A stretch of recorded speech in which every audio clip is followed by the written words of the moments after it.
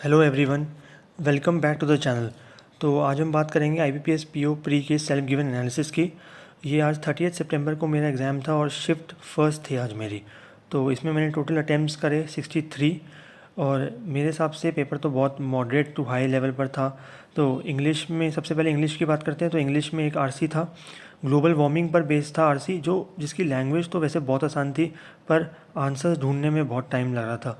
Word swap के 5 question थे, पर इसमें नॉर्मली आते हैं जो A to D आता है, पर इसमें A to E था इस बार। और एरर डिटेक्शन के बस 2 ही क्वेश्चन थे और पैटर्न भी काफ़ी अलग था। इसमें करेक्ट ढूंढना था हमें, ना कि इनकरेक्ट। और फ्री रिप्लेसमेंट के 4 क्वेश्चन थे। पैरा जम्बल्स के 6 स्टेटमेंट्स के थे, पर 5 क्वेश्चन थे उस पर। A to F स्टेटमेंट थे और डबल फिलर्स के 5 क्वेश्चन थे। और मैथ्स तो मतलब बहुत ही हाई लेवल का था बहुत हाई, मतलब इतना टाइम लग रहा था मैथ्स के क्वेश्चन को सॉल्व करने पर। तो एक सबसे पहले DI आया था जो कि डबल पाई चार्ट था, और दूसरा DI था टेबुलर बेस था जिसमें मेल और फीमेल थी। तो मेल का डेटा दिया हुआ था और फीमेल की परसेंटेज गिवन थी। तो उससे हमें फिर और एक साथ में एक और भी था, एक और टेबल भी गिवन था, तो उसी टेबल में एक और ऑप्शन भी था। और ऐसे एक केसलेट था, सिल्क और कॉटन बेस था।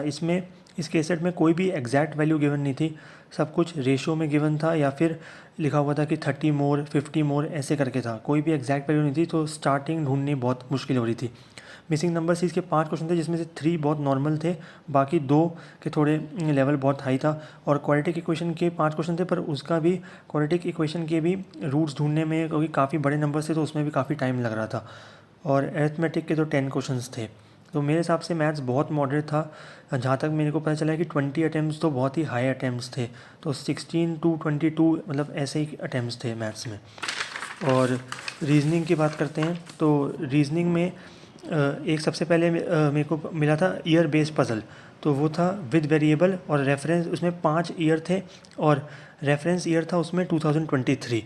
तो इसके 5 क्वेश्चन थे। फिर एक आया था स्क्वायर बेस्ड पज़ल जिसमें 8% थे, 4 एट द कॉर्नर और 4 इनसाइड। और फिर उसके बाद नेक्स्ट क्वेश्चन था लीनियर रो में 9% थे और ऑल फेसिंग नॉर्थ लिखा हुआ था और ये विदाउट वेरिएबल था।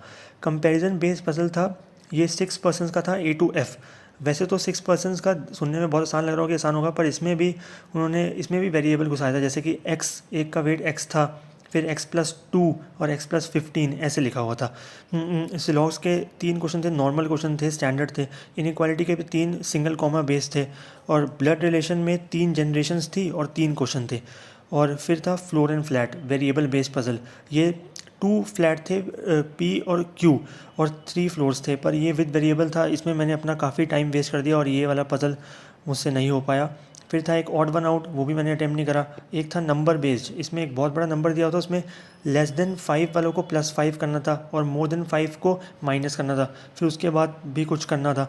फिर वर्ड फॉर्मेशन था, उसमें A N और M E आ रहे थे 4 वर्ड्स। तो इससे एक नेम बनता है और मीन बनता है, तो मतलब मोर देन 1 बन रहे थे। और फिर था टोटल वर्ड्स ढूंढने वाला एक क्वेश्चन होता है ना, जैसे कि फ्रॉम बैकवर्ड्स और फ्रॉम फॉरवर्ड वाला। इसमें शायद मेरे अकॉर्डिंग वर्ड था फ्राइटन वर्ड था, तो उसमें ढूंढना था टोटल वर्ड्स फ्रॉम बैकवर्ड और फॉरवर्ड, टोटल काउंट करना था। तो ये था टोटल रीजनिंग का।